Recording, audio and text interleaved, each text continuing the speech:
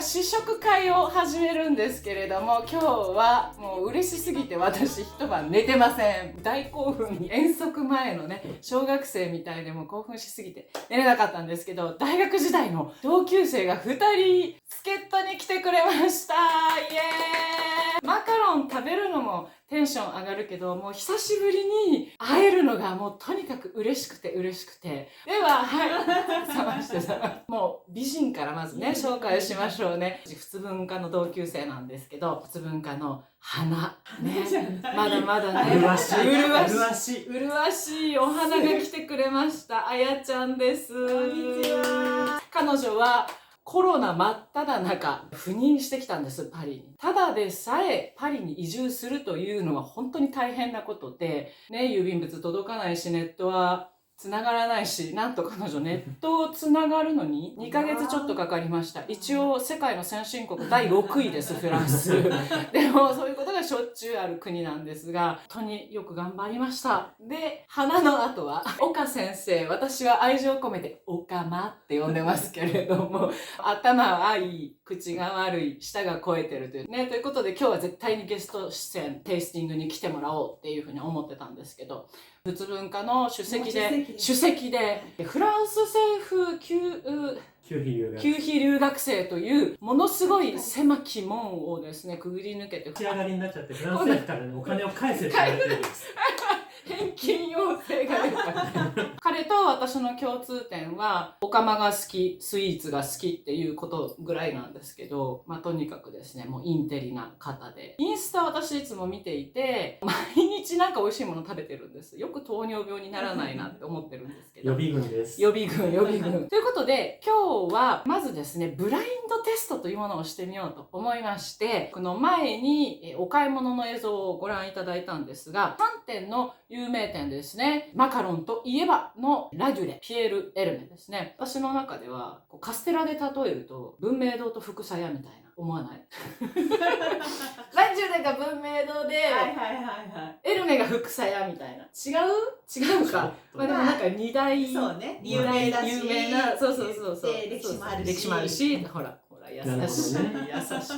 あともう一つですね、私、個人的にすごくマカロンおすすめなショコラティエですね。ジャンポール・エヴァンのこの高級店3つ。そして、お安い、ね、マカロンももちろん取り揃えてみましてですね、ピカール。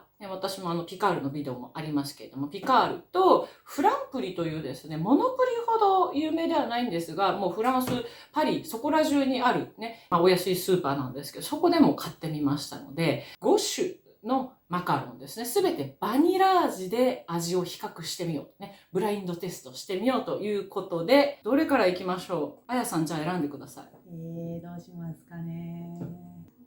オレンジから。はい。また美味しそうなものから選ぶね、本当にね。いや、ね。うん。はい。あやちゃんが選んだこちらのオレンジのマカロンからいきます。じゃあ、どなたか切ってください。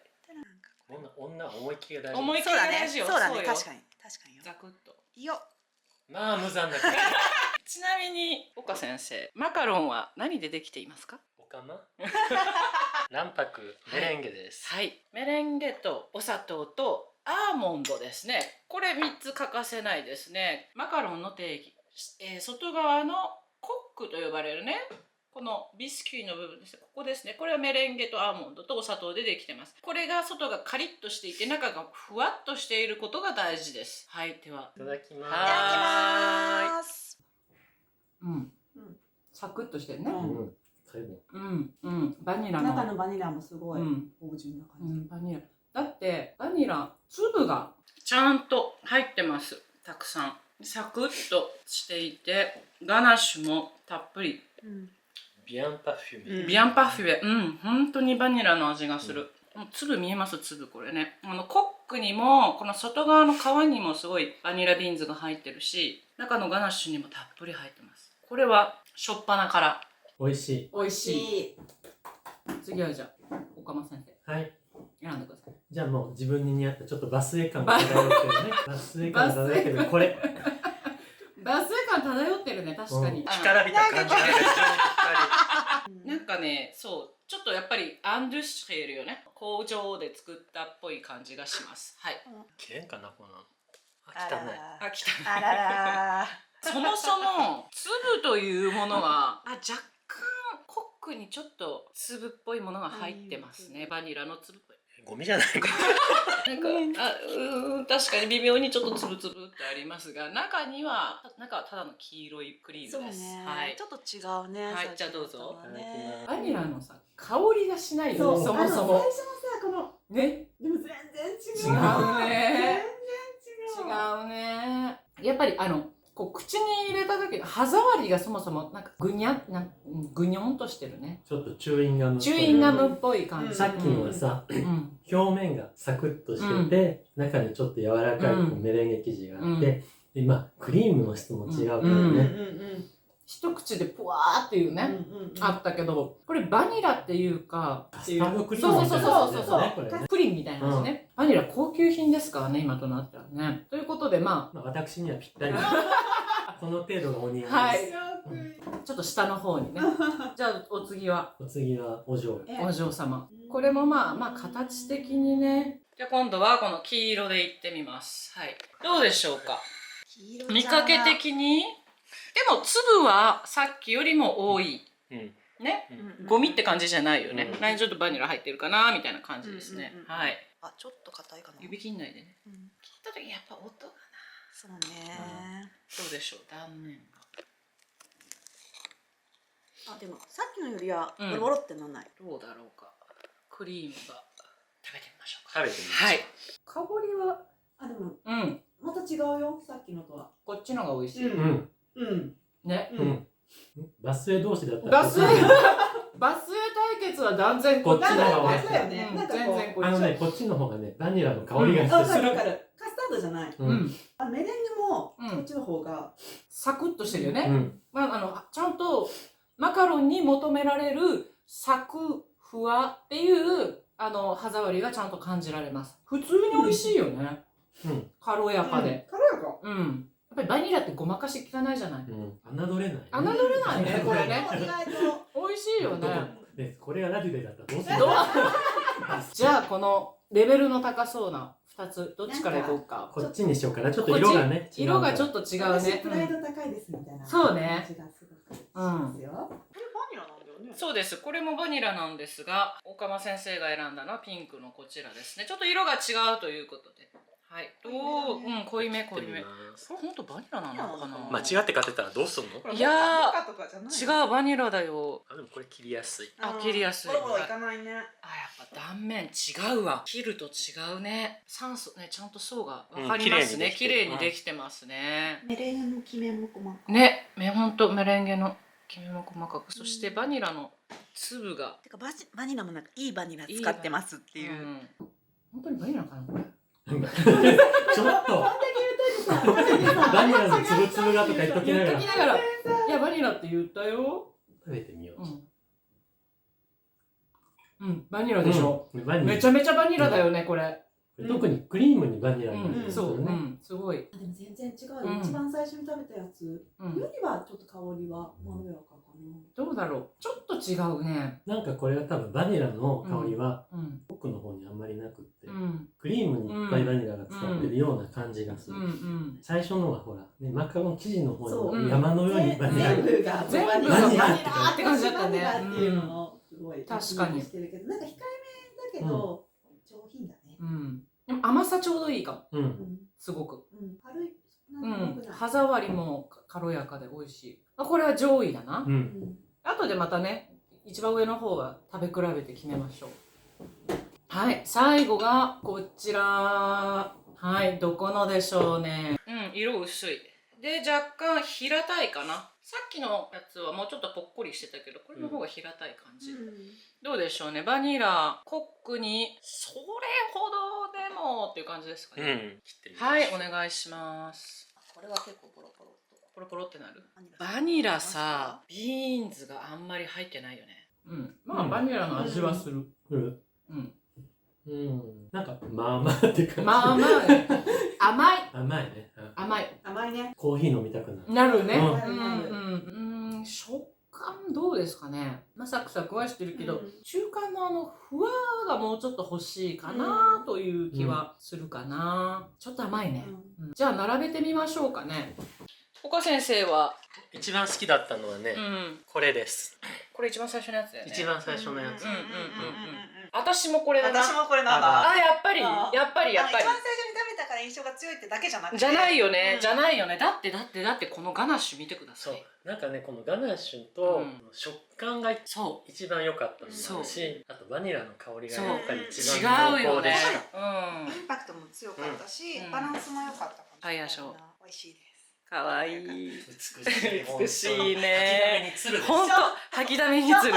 2番目に好きだったのは、意外とそのバスレ黄色食べたの。3番目のこのバスレちゃう。が2番目、うんあやちゃんはじゃあこれが2番目に来ました。バスレとか言ってるけど本当わかんないな。本当わかんない。そうそうそうそう。知らないし私も。はい。お次はじゃあ、僕2番目に好きだったのはねこれ。うん。ちょっと中のクリームが、液体っぽかったけどでも味は良かった。 3番目は。りょうこ。あ、私はね、ちょっともう一回味見したいかな。ただ食いたいだけなんだよねそれってちょっとね、美味しかったんだけど、面白すぎなんだけど。スランプリキーヌの、うん、うん、ビスクレームうん、そうね。うんでもこれ、侮れない。でしょ？うん。なんで侮れないって分かんないんじゃないそう。あわかんないよ。これがこうね。これスーパーのもの扱いになってるけどさわかんないよ。形でわかるじゃん。まあ形がねちょっとでもね、これ美味しい。普通に。バランスよ。ただ、バニラ香料入ってんなーっていうのはあるけど、でも、歯触りとか、だから、私もこれ2番目だけど、結構この近い感じ。ということで、結果は、はい、1位がオレンジで、まあ、2位が多数決多数決ですから、私と岡先生はこれかなって。ただ、この2位とこの3位、非常にいい対決っていうぐらいこれ美味しかったです。4位がこれ甘かったかなって感じですね。で、遠いところにこれがやってくるっていう感じです。じゃあ、結果、はい、発表します。はい、オレンジさんは、なんと、違いますはい、これね、違います。ジャンポレーのそうなんです。私が、マカロンのおすすめのお店と言って紹介した、やっぱジャンポレーマン美味しい。美味しいでしょ？美味しかった。草山文明堂もでしょ？じゃなかったんです。なんとショコラティエの、ね、ジャンポレーマンさんが1位です。で、2位がなんだっけ？ピンクだよね。はい。ちょっと待ってね。ここぐらい覚えなさいよ自分。ピンクがエルメです。あさすがエルメね。うんさすがね。うん。いや、美味しいもん、やっぱり。うん。いいもの入ってる。いいもの入ってる。そして、はい、3位がですね、わー !3 位なんと、ピカールです。あ、侮れない。侮れないでしょ侮れないでしょりょうこおすすめのピカール。でしょそう、ずいぶん前に私このブラインドテストやったことあって、で、他のピエール・エルメとかまだそんなにね、人気じゃなかったから違うメゾンだったんだけど、高級店のマカロンとピカールと比べて、確かにその時もね、いい位置に来てたんですよ。健在。すごいね。さすがピカール。さすがだねで、なんとピカールの下にラジュレ。まさかのラジュレですよ。本場。本場。文明堂4位です。あれれれれ。もしかしたらバニラが得意じゃないのか。優しいあやちゃん。優しいね。そう本当にねそう今日はねあやちゃんはねあやちゃんはラジュレがおすすめっていうかね。そんなに知らないんだよ。そういうことあなたのしたらダメってこと。甘かったよね。甘い。で、はい。バスへがフランプリ。フランプリ。まあ裏切らない。裏切らない味。よかったこれがよかったラジュレとかじゃなくて。1位じゃなくてラジュレよかったねラジュレフランプリに負けなくてっていう感じです。わーい。ラデュレ関係者はこれを見ない。見ない。本当だね本当にね。そうね。申し訳ありません。そうそう。好みは人それぞれ。まあ好みは本当人それぞれだし、そうラジュレのやっぱりシャンゼリゼのサロンドテは雰囲気いいよね。可愛らしいし可愛らしいし、内装を担当したのがジャック・ガルシアさんというですね、昔の家具とかね、専門家のインテリアデザイナーの方で、彼がデザインしたところなので、本当に貴族のお茶の間に来たみたいな感じの雰囲気を味わえるので、貴族のお茶の間ってすごい昭和感が。サロンドテだよね。お茶の間じゃないよね。茶ぶだ茶の間じゃなかったです。サロンドテで、マカロンですね、だいたい4日から5日保存が効きます。冷蔵庫で。日本にお持ち帰りになる時には手荷物でお持ちになってください。スーツケースには入れないで、4日から5日でしたらお土産として持って帰ることも可能です。ということで、それぞれのおすすめマカロンを味見するっていうことに移りたいんですが、その前にちょっとここで生きていく上で全く役に立たない情報コーナーなんですけど、マカロンの歴史について、はい。マカロンの起源ご存知でしょうか？マカロンって、最初にマカロンってどこで作られた？そもそもマカロン、卵白と砂糖とアーモンドですよね。アーモンドが取れて砂糖があるところ。ちなみにヨーロッパに砂糖が入ってきたのは11世紀以降です。お砂糖っていうのはもともとなくって蜂蜜で甘さをつけておりましたので、十字軍っていうのでキリスト教徒がね、エルサレム取り戻すぞって言って中東に行った時に初めてお砂糖がヨーロッパに入ってきます。で、その後ですね、一番砂糖が豊かにあったヨーロッパの国というのはこれイタリアなんですね。シチリア島でサトウキビの栽培もしていましたし、特にベネチアです。もう貿易のね、ヨーロッパの入り口でしたので、ベネチアではもう砂糖がザクザクとですね、ありました。で、砂糖というのは金と同じぐらい大変高級な、香辛料だったんですね。だから富の証でも砂糖をいろんなところに使うと。権力を見せるためにお砂糖をたくさん使ったお料理を作っていたので、ルネッサンス時代の料理っていうのはもう香辛料、お砂糖たっぷり入っててかなり美味しくなかったと、いうことですけれども、もともとだからイタリアでマッケローニっていう、マカロニとおそらく同じ語源なのかな。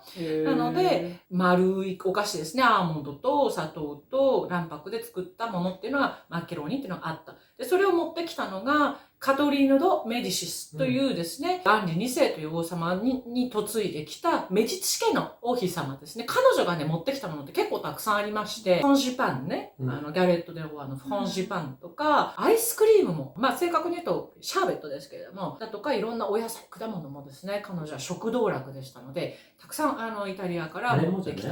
フォシェット。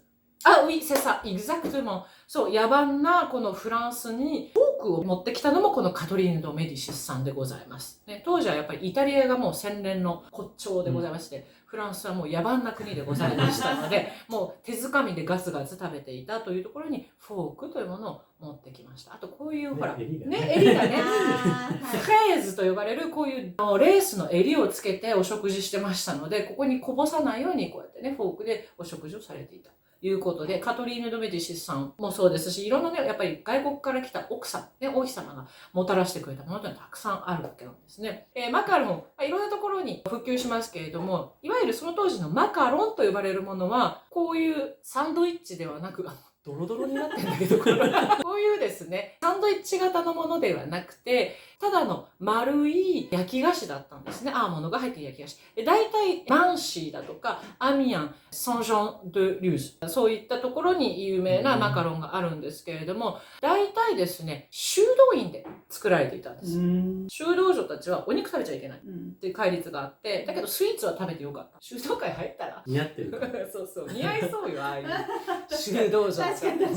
で、アーモンドっていうのは栄養価高いですから、特にお肉の代わりに食べるようにと推奨されていたということで、アーモンドを使ったこういうお菓子、マカロンが修道院で作られていたということなんです。このサンドイッチのこのマカロンですね、マカロンジェルベとかマカロンパリジャンというふうに言われる、これ19世紀後半または20世紀前半に、ラジュレ、曰くラジュレが開発した。ね。本家本元だって言ってるところは他にもあるんですけれども、その確かなことはわかります。とにかく、その時代に生まれました。このマカロンの一大ブームを引き起こしたのは、やっぱりそのピエール・エルメさん。ね。彼が2000年、93年にラデュレにいて、その後自分で独立されたんですけれども、彼がやっぱりブームの火付け役っていうのと、やっぱりある映画ですよね。このね、そこだよね。全然知らない。嘘知らないの？何？映像憧れて。そうだよね。あれだよね。あれじゃない？あれで世界中でフランスイコールマカロン。洗練されたフランスのお菓子イコールマカロンっていう風になったその映画とはソフィア・コッポラの、なんだっけ、美しい人だとね、ボケてもね、そう可愛らしい。可愛いコッポラの世界観が詰まった、なんだっけ。マリア・アントワネットですよ。2006年ね、公開されました。あそこでね、ピラミッド型に積まれたね、ラデュレのパステルカラーの色、パステルカラーね。色とりどりの、あれが世界中にマカロンのもうイメージを徹底的に植え付けたわけですね。このマカロンが作られたのはマリー・アントワネットがギロチン台でスパーンとね、処刑されてから100年後のことでございますので、時代交渉的にはあれは間違っておりますけれども、でもね、やっぱこう、イメージとしてね、すごくよく合っていたので、私もとても好きな映画でございます。ということで、じゃあ次食べましょうか。一人一個じゃなくていいの？いや、多分お腹いっぱいになると思う。嘘でしょ。じゃあ、これね、大体覚えてる。これね、紅茶みたいなのがかかってるのね。これね、ラジュレの、割と好きなフレーバーで、マリー・アントワネット。マリー・アントワネットでフレーバーあるの？あるんです。紅茶もあるよ。そうなの？そう、マリー・アントワネット美味しいよねってうん何味なの？中に。マリー・アントワネットはひどいね。私私が大好きとか言っときながら何にも分かってないじゃない。それひどいな。マリー・アントワネット味。バラと、バラが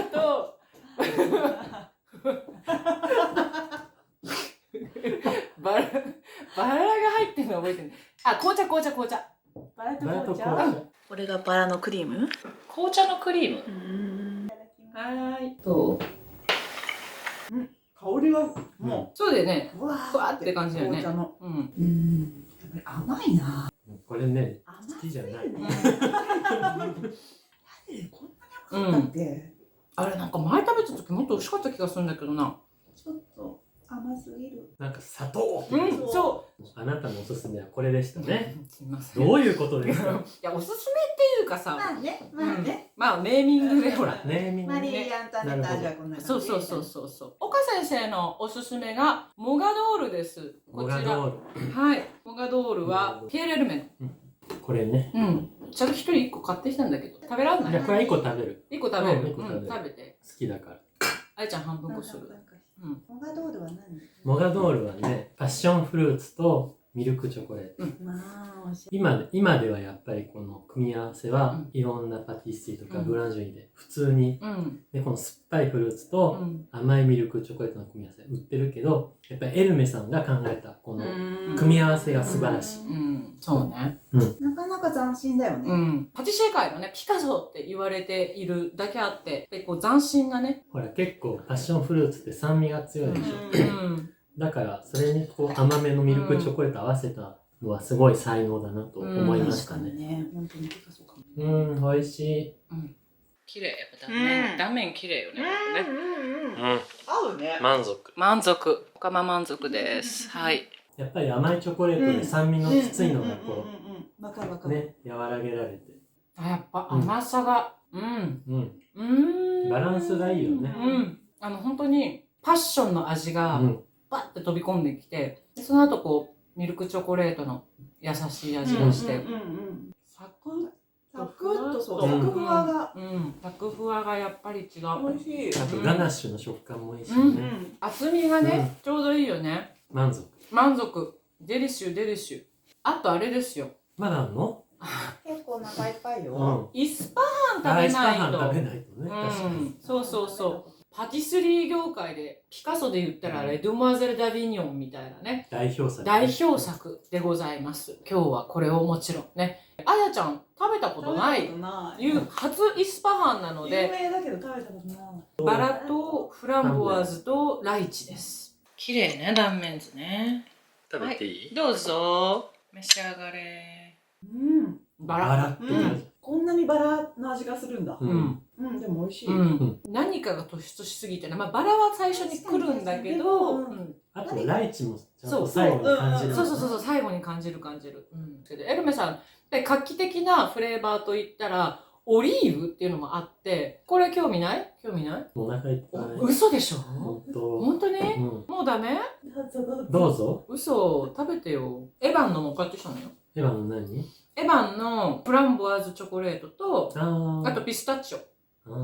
じゃあフランボワーズだけちょっと。フランボワーズだけ。もうお腹いっおぱいだよ腹いっぱいだね。な。あれ持ってきたからあれ飲もうかな。何？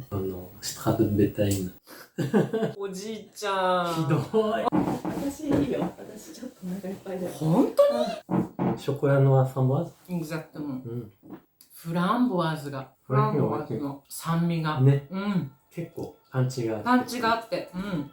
ジャンポール・エヴァン。侮れない。侮れないでしょ。私今日の一番の学びはそこかも。でしょ。まず買おうと思ったことないし。でしょ。マカロンってイメージがないわけ。チョコレートで買いに行くけど、もうジャンポレーバーのお店に行ってマカロンくださいとか、マカロンをお土産にっていうイメージがなかったから、こんなに美味しいんだっていうのと、バランスがすごいいい。本当に今日はバニラで、テストしたけれども、ここのバニラ本当に結構衝撃的に美味しかったな。そうね。てかさ、本当に繰り返しになるけど迷わなかったね。一応私になっちゃったんだけど、他の消化促進剤です。はい、ということで、今日はマカロン試食会女子会をいたしました。ダメ元で誘った美人あやちゃんが来てくれて、ね、危うく貴婦人会になるところだったのが、素敵な女子会、マカロン試食会をすることができて、いつもの100倍ぐらいですね、テンション高く、はい、ビデオを作ることできました。ということで、また、次回、そんなもんかな。すごいまとめ方ね、なんかね。でもちょっとしばらく、グルメネタはやめようかな。そうなの？やめるの？チョコレート、ガレット・デ・ロワ、マカロンって来たので、ちょっと、パンね。パンやろ、パンやろ。共通で大好きなパン屋さんありますね。あそこ行こう。あそこ行こう。あそこ行こう。ということで、パン特集、次はいつになるかわかんないけど、ちょっと合間をこう。はい。ということで、また次回お会いいたしましょう。さよなら。あらポシェーン。今回、テイスティングしたお店のお値段、気になるお値段なんですけれども、高級店から行くとですね、まず最初にラデュレですが、ラデュレは1個 2.2 ユーロ。で、今回は8個買いまして、17.6 ユーロですね。でジャンポール・エヴァンは、10個入りの箱を買いまして、10個入りが 17.8 ユーロ。だから1個 1.78。安いよね。安い。あのクオリティで、このお値段。で、ピエール・エルメでございますけれども、ピエール・エルメはですね、シニャチュー、定番のマカロンが 2.5 ユーロ。2種類、マカロン 2.2 ユーロのものがございました。で、私、これ家に帰ってきてレシート見て初めて気がついたんですけど、箱代5ユーロ。マカロン2個分だよ。2個分。高い。これです。これ。いや、綺麗ですよ。5ユーロだよ。エルメって書いてある。確かにね、可愛いけど5ユーロ。しかも、こういう箱にしますかとかじゃないんですよ。ラデュレは普通のこういう箱なんですけど、もうちょっとおしゃれな箱もあって、そっちだとちょっと高めになるんですね。でも、聞いてくれました。普通の箱にしますかとおしゃれな箱っていうか、箱をね、選びますかっていうふうに聞かれたんですけど、ピエール・エルメはね、何の、選択肢もなく、勝手に5ユーロ入ってました。これは私、申し訳ないですけど、納得いきません。っていうね、風に思ったので、ちょっとここで言わせていただきましたので、皆様もお店に行かれた時ですね、箱じゃなければ、透明の袋にポンポンポンと、入れてくれるので、それだと箱代というのはかかりません。ということで、これは、要注意です。残念ですね。せっかく美味しいのに、こういうところでちょっとポイントがね、下がっちゃうなと思いました。で、コスパ、もう。あれ、フランプリの値段は？はい。今から言いますよ。はい。バスへね。今回ですね、ピカールは16個入って5.95 安い。で、だって危うく2位に行くところだったからね。ラデュレより美味しかったですよ。ピエール・エルメの箱代と変わるけど、変わらないぐらい。ということで、やっぱりコスパ最高ですね、ピカールね。日本だとちょっとお値段上がりますけれども、それにしてもね、納得のお値段でした。で、今回の一番のバスへのフランプリは 4.95 ユーロ。何個入りだったの？16個入り。バスへの値段でございます。ラデュレの2個分ぐらいね。ラジュレの2個分ぐらいの、ピエール・エルメの箱代より安いっていう。まあ一番どうでしょうね、お値段的にコスパがいいの。コスパがいいな。まあやっぱエヴァンのあの質で1個2ユーロ以下っていうのは素晴らしい。普段だったらまあピカールね、でいいね、素晴らしいなと思います。ちょっとしたね、お茶菓子にどうぞっていうのであれば、本当にね、5ユーロ、5.95。はい。ということでございました。